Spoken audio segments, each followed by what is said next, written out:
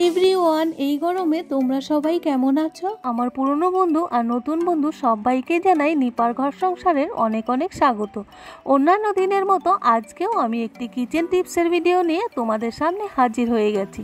আজকে যে সমস্ত ছোট্ট ছোট্ট টিপসগুলি শেয়ার করব, প্রত্যেকটা টিপসই খুবই গুরুত্বপূর্ণ, সবারই কিছু না কিছু কাজে আসবে। তাই ভিডিওটা স্কিপ না করে পুরো ভিডিওটা দেখবে। যারা আমার ভিডিও রোজ দেখো তাদেরকে অসংখ্য ধন্যবাদ, আর যারা প্রথম দেখছো তাদেরকেও ধন্যবাদ। চলো দেখা যাক আজকের প্রথম টিপস। বন্ধুরা, এই দাবদাহের গরমে আমাদের প্রত্যেকের ফ্রিজ কিন্তু পুরো ব্লক থাকে কোল্ড ড্রিঙ্কস আর জল দিয়ে, তাই অন্যান্য জিনিস রাখার মতো জায়গা থাকে না। আর ডিম এই গরমে খুব তাড়াতাড়ি নষ্ট হয়ে যায়। আজকের এই ছোট্ট টিপসটি দেখার পর ডিম কখনোই নষ্ট হবে না, একদিন পর্যন্ত ডিম স্টোর করে রেখে খেতে পারবে। তার জন্য নিতে হবে একটা বড় কন্টেনার। ডিম কতগুলো সেই হিসাবে কন্টেনার বড় ছোট করে নিতে পারো।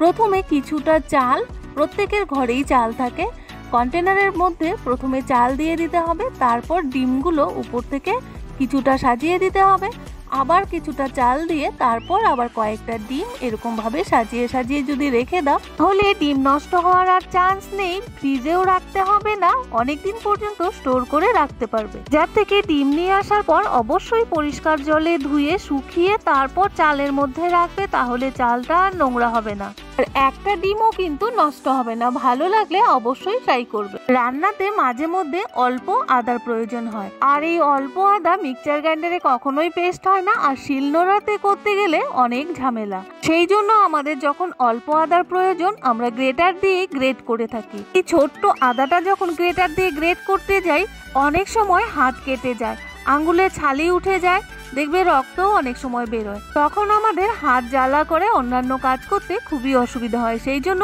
এই ছোট্ট আদার মধ্যে একটা কাঁটা চামচ ঢুকিয়ে নেবে। প্রত্যেকের বাড়িতেই কাঁটা চামচগুলো থাকে। এইভাবে আদার মধ্যে পুড়িয়ে নিয়ে তারপর গ্রেট করবে। দেখবে একটুকু আদা হাতেও লাগবে না, আর গ্রেটার দিয়ে হাত কেটেও যাবে না, ছালিয়েও উঠবে না, আর খুব সহজেই আদা গ্রেট করে নিতে পারবে। একটুকু আদাও নষ্ট হবে না। তো তোমরা দেখতেই পেলে আদা সুন্দরভাবে গ্রেট করা হয়ে গেল একদম সেকেন্ডের মধ্যেই। আর চামচে যেটা লেগেছিল সেটা কিন্তু আদার আঁশগুলো তো আর গ্রেট করা যায় না। এইরকম ভাবে একটা কাঁটা চামচ দিয়ে আদা গ্রেট করে নিলে দেখবে খুব মজাও হচ্ছে। ঘন্টার কাজ মিনিটেই শেষ হয়ে যাচ্ছে। কিচেনের কাজগুলো যদি একটু আনন্দ সহকারে মজা করে করো তাহলে দেখবে গরমের মধ্যে কাজ খুব তাড়াতাড়ি হয়ে গেছে, কিচেন থেকে তাড়াতাড়ি বেরিয়ে পড়তে পারবে। তোমরা দেখতেই পেলে আদাটা কত সুন্দরভাবে গ্রেট করা হয়েছে। ভালো লাগলে অবশ্যই ট্রাই করবে। বর্ষার দিনে ছোলার ডাল, মটর ডাল, এইসব ডাল কিন্তু বেশি দিন ঘরে স্টোর করে রাখা যায় না। ফাঙ্গাস ধরে যায়, পোকা ধরে যায়, কালো হয়ে যায়, তারপর ডালগুলো ফেলে দিতে হয়। এত টাকা খরচা করে ডাল কেনার পর যদি ঘরে থেকে নষ্ট করে ফেলে দিতে হয় তাহলে সবারই খারাপ লাগে। বন্ধুরা, বর্ষার দিনে যে কোনো ডাল ঘরে রাখো না কেন, প্রথমে একটু সর্ষের তেল ভালো করে মাখিয়ে নেবে। ডালের পরিমাণ অনুযায়ী সর্ষের তেল দিবে, সাদা তেলও দিতে পারো, কিন্তু সর্ষের তেলের মধ্যে একটা ঝাঁজ থাকে, সেই সর্ষের ঝাঁজে আর পোকা ধরবে না, লোও হবে না, আর সাদা সাদা ফাঙ্গাসও পড়বে না। ডাল কিন্তু ফেলে দিতে হবে না। সর্ষের তেল দিয়ে ডাল মেখে নেওয়ার পর কন্টেনারে ভরে নিয়ে দিয়ে দিবে 3-4টে শুকনো লঙ্কা। প্রত্যেকের কিচেনেই শুকনো লঙ্কা থাকে, 2, 3, 4টে। আমার যেহেতু ডালের পরিমাণটা বেশি সেই জন্য আমি 4টে শুকনো লঙ্কা ডালের মধ্যে রেখে দিলাম। এই ডাল যদি 1 বছরও থাকে তাহলে একটা ডালও পোকা ধরবে না, নষ্টও হবে না, ফাঙ্গাসও পড়বে না। সময় যে কোনো ডালে এরকম ভাবে রাখার চেষ্টা করবে, তাহলে ডাল কোনোদিনও নষ্ট হবে না। ভালো লাগলে অবশ্যই ট্রাই করবে। এবারে চলে এলাম চাল মগজ দানাতে। এই চাল মগজ দানা অনেকেই অনেক রেসিপিতে ব্যবহার করে থাকে। যারা এই চাল মগজ দানা ব্যবহার করে তারা প্রত্যেকেই জানে চাল মগজ দানা কিন্তু বেশি দিন ঘরে একদমই থাকে না, আর বর্ষার দিনে তো আরো তাড়াতাড়ি নষ্ট হয়ে যায়। তো এই ছোট্ট টিপসটি অ্যাপ্লাই করলে চাল মগজ দানাও কিন্তু খুব ভালো থাকবে, একটা চাল মগজ দানাও নষ্ট হবে না। তার জন্য কি করবে, চাল মগজ দানা পরিমাণ অনুযায়ী সামান্য সর্ষের তেল ভালো করে মাখিয়ে নেবে।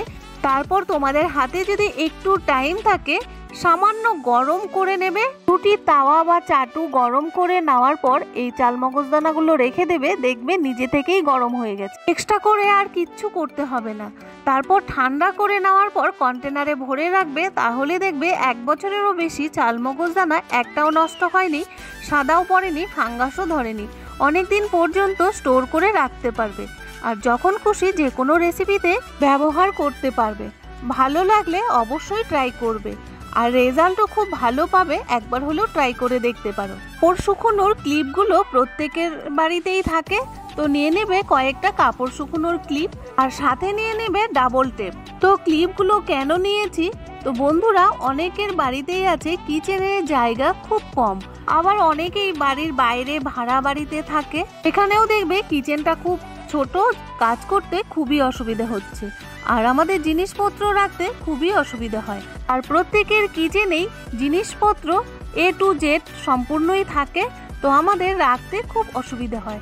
তো এই শাড়ি শুকনো ক্লিপগুলোর মধ্যে ডাবল টেপ লাগিয়ে নেওয়ার পর তোমাদের সুবিধে অনুযায়ী যে কোনো দেওয়ালে এরকমভাবে লাগিয়ে রাখবে, তাহলে দেখবে যে কোনো জিনিস হ্যাং করে রাখতে পারছো। যেমন আমাদের বাজার করার ব্যাগ কিচেনে থাকে, ব্যাগ হ্যাং করে রাখতে পারো, লাইটার রাখতে পারো, কাঁচি রাখতে পারো, কারণ এই সমস্ত জিনিসগুলো খুব ছোট ছোট হয়, সারা কিচেনে ছড়িয়ে ছিটিয়ে থাকে, কাজের সময় একটাও পাওয়া যায় না।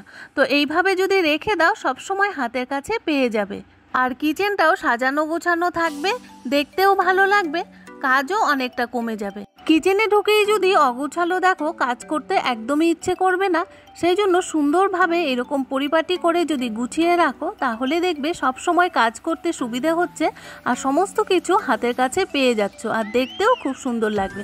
ভালো লাগলে অবশ্যই ট্রাই করবে। তো বন্ধুরা আবারও চলে এলাম ডিম নিয়ে। ডিমের অমলেট খেতে প্রায় প্রত্যেকেই ভালোবাসে। ডিমের অমলেট বানাতে গিয়ে যখন আমরা ডিমটা ভাঙি, অনেক সময় কি হয়, ডিমের যে খোসাটা আছে সেটা পড়ে যায় ডিমের মধ্যে, আর এই ডিমের খোসাটা সমেত যদি অমলেটটা করে নাও তাহলে খেতে কিন্তু একদমই ভালো লাগবে না। তো বন্ধুরা যখনই ডিম ভাঙতে গিয়ে ডিমের সাদা খোসাটা ডিমের মধ্যে পড়ে যায়, হাতের মধ্যে একটু জল লাগিয়ে তারপর আস্তে করে তুলে নেবে, দেখবে একটুকু ডিমটা নষ্ট হয়নি, পুরো ডিমটা একই রকম রয়ে গেছে। আর চামচ বা অন্যান্য কিছু দিয়ে যদি ডিমের খোসাটা উঠাতে যাও, তাহলে ডিমটা কিন্তু অনেকটাই নষ্ট হয়ে যায়। তো বন্ধুরা দেখতেই পেলে কত সহজে ডিমের সাদা খোসাটা উঠিয়ে নিলাম হাতটা ভিজিয়ে। এবারে চলে এলাম ডিমের অমলেট পারফেক্ট কি করে বানাবো। এখানে আছে পেঁয়াজ লঙ্কা কেটে নেওয়ার পর পেঁয়াজের মধ্যেই ডিমটা ভেঙে দিয়ে দেয়, অনেক সময় ডিম নষ্টও বের হয়। সব সময় অন্য পাত্রে ডিমটা আগে ভেঙে নেবে, তারপর আরেকটা পাত্রে পেঁয়াজ কুচি, লঙ্কা কুচি, তারপর হলুদ গুঁড়ো, লঙ্কা গুঁড়ো, নুন দিয়ে ভালো করে মেখে নেবে, যা দিতে হয় আর কি ডিমের অমলেটে। প্রত্যেকেই ডিমের অমলেট বানাতে জানো, তো এইরকম ভাবে যদি ডিমের অমলেট করো তাহলে দেখবে এমনি ডিমের অমলেটের থেকে এইরকম করে বানালে অমলেটের টেস্টটা অনেক বেশি হয়ে গেছে। এবারে ডিমটাকে একটা কাঁটা চামচের দ্বারায় ফেটিয়ে নেবে। অনেকের ব্লেন্ডার থাকে, ব্লেন্ডার দিয়েও নিতে পারো, কিংবা কাঁটা চামচ দিয়েও এইভাবে ফেটিয়ে নিতে পারো। যাদের ব্লেন্ডার থাকে না তারা এইভাবে করে নিতে পারো। কুচি, লঙ্কা কুচির মধ্যে নুন হলুদ মাখিয়ে নেওয়ার একটাই কারণ, তাহলে ডিমের মধ্যে নুন, লঙ্কা, হলুদ সমস্ত কিছু একসাথে মিশে যাবে। আর যদি এমনিতেই আমরা ডিমের মধ্যে নুন আর হলুদ দিই, তাহলে দেখবে ডিমের একটা সাইডে নুন হয়েছে, আরেকটা সাইডে হলুদ জমাট বেঁধে আছে, দেখতে ভীষণ খারাপ লাগে আর খেতেও বাজে লাগে। সেই জন্য এইভাবে ডিমের অমলেট বানালে খেতে দুর্দান্ত টেস্ট হয়। বন্ধুরা একবার হলেও ট্রাই করে দেখতে পারো।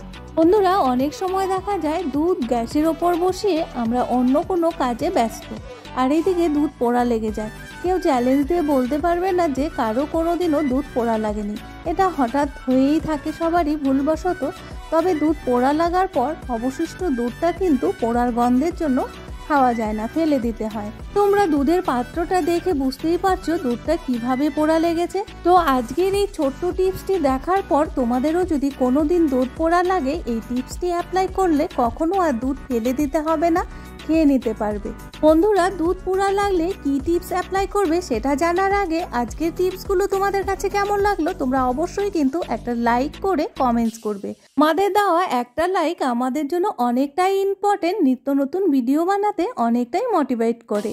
এখানে নিয়েছি দুটো পাত্র, একটা দেখতে পাচ্ছ স্টিলের পাত্র, আরেকটা নিয়েছি সিলভারের পাত্র। আমরা বেশিরভাগ কি করি, দেখার সৌন্দর্যের জন্য স্টিলের পাত্রে দুধ গ্যাসের ওভেনে বসিয়ে অন্য কাজে ব্যস্ত থাকি। আর স্টিলের পাত্রে যদি দুধটা পোড়া লেগে যায় কখনোই কিন্তু সেই দুধটা খেতে পারবে না, সম্পূর্ণটাই ফেলে দিতে হবে। কত রকমই টিপস অ্যাপ্লাই করো না কেন দুধটা কিন্তু নষ্টই হয়ে যাবে। নিজের অভিজ্ঞতায় বলছি, স্টিলের পাত্রে দুধ বসালে পোড়া লাগলে সেই দুধটা খাওয়া যায় না। আমার এরকম অনেক হয়েছে, দুধ ফেলেও দিতে হয়েছে। সেই জন্য সবসময় চেষ্টা করবে সিলভারের পাত্রে দুধ গরম বসাতে, তাহলে যদি দুধটা পোড়াও লেগে যায় দুধটা খেতে পারবে। একটুকু দুধ ফেলে দিতে হবে না, যত পোড়া লাগুক না কেন। তোমরা দেখতেই পাচ্ছ যে পাত্রটাতে দুধটা পোড়া লেগেছে সেটা কিন্তু সিলভারের পাত্র। সিলভারের পাত্রে পোড়া দুধটা দুর্গন্ধ হলেও এই ছোট্ট টিপসটি অ্যাপ্লাই করলে দুধটা ফেলে দিতে হবে না, খেয়ে নিতে পারবে। সবসময় দুধ গরম বসানোর আগে যে কোনো পাত্রে বসাও না কেন আগে একটু জল দিয়ে ঘুরিয়ে নেবে, পর যে কোনো দুধ সেই পাত্রে ঢেলে দেবে। বন্ধুরা, যদি কোনো নতুন বন্ধু আমার এই চ্যানেলে ভিজিট করেছো, এখনো সাবস্ক্রাইব করে উঠতে পারোনি, অবশ্যই সাবস্ক্রাইব করে বেল নোটিফিকেশনটি অল করে রাখবে, তাহলে আমি যে কোনো বিষয়ে ভিডিও আপলোড দেবো না কেন সবার আগে নোটিফিকেশন তোমাদের কাছে পৌঁছে যাবে। তোমরা তোমাদের সময় অনুযায়ী দেখে নিতে পারবে। দুধটা পাত্রে ঢেলে নেওয়ার পর চারিদিকে একটু ঘি বা বাটার ব্রাশ করে নেবে। হাত দিয়েও পাত্রের চারিদিকে ঘি বা বাটার এরকমভাবে দিয়ে দিতে পারো, আর যদি ব্রাশ থাকে তাহলে তো আরও সুবিধা হবে, তাহলে হাতে ঘি আর বাটার লাগবে না। এরকমভাবে চারিদিকে ঘি বা বাটার লাগিয়ে নেবে, তাহলে দুধ গ্যাসের ওপর বসানোর পর উপচে পড়বে না, আর গ্যাসের বার্নারটাও নোংরা হবে না, নষ্ট হবে না, দুধও নষ্ট হবে না। বন্ধুরা, আজকের ভিডিওটা যদি তোমাদের কাছে বেশি ভালো লেগে থাকে, যদি মনে করো একটু হলেও উপকৃত হয়েছো, তাহলে ফ্যামিলি আর বন্ধুদের সাথে শেয়ার করতে একদমই ভুলবে না। এবারে দুধ পুড়ে গেলে বা পোড়া দুধে কি টিপস অ্যাপ্লাই করবে তোমাদের দেখিয়েছিলাম। পাত্রটাতে যে দুধটা পোড়া লেগেছিল সেই দুধটার মধ্যে আমি তুলসী পাতা দিয়ে রেখেছি। এই পোড়া দুধে যদি তুলসী পাতা দিয়ে রাখো কিছুক্ষণের জন্য, তাহলে কিন্তু পোড়া গন্ধটা থাকবে না, দুধটা নষ্ট হবে না, খেয়ে নিতে পারবে। দেখে বুঝতেই পারছো দুধটা কিন্তু একদম ক্ষীর হয়ে গেছে, সরসর হয়ে গেছে। তো এই দুধটা পোড়া লেগে গেছিল, এই জন্য এই পোড়া দুধের মধ্যে তুলসী পাতা দিয়ে রেখেছি। দুধটা আর ফেলে দিতে হবে না, খেয়ে নিতে পারবো। প্রত্যেকের বাড়িতেই তুলসী গাছ থাকে, সেই একটা তুলসী পাতা পোড়া দুধের মধ্যে দিয়ে রাখলে কিছুক্ষণের জন্য পোড়া গন্ধটা একদম চলে যায় আর দুধটা খেয়ে নেওয়া যায়। বন্ধুরা, তোমাদেরও যদি ভুলবশত কোনোদিন দুধ পোড়া লেগে যায়, তাহলে গাছ থেকে দুটো তুলসী পাতা তুলে পোড়া দুধের মধ্যে কিছুক্ষণের জন্য দিয়ে রাখবে, তাহলে দুধ ফেলে দিতে হবে না, নষ্টও হবে না, খেয়ে নিতে পারবে। তুলসী পাতা খুবই উপকারী, এটা প্রত্যেকেই জানো, নতুন করে বলার কিছু নেই। দুধটা গ্যাসের ওভেনে বসানোর আগে ঘি বা বাটার দেওয়াতে দেখো দুধটা কিন্তু উপচে পড়ছে না, গ্যাসটা কিন্তু বাড়ানো আছে, তবুও কিন্তু উপচে পড়ছে না। তো তোমরা দেখতেই পাচ্ছ, প্রমাণ কিন্তু তোমাদের চোখের সামনে। ভালো লাগলে অবশ্যই ট্রাই করবে। থ্যাংক ইউ সো মাচ সবাইকে।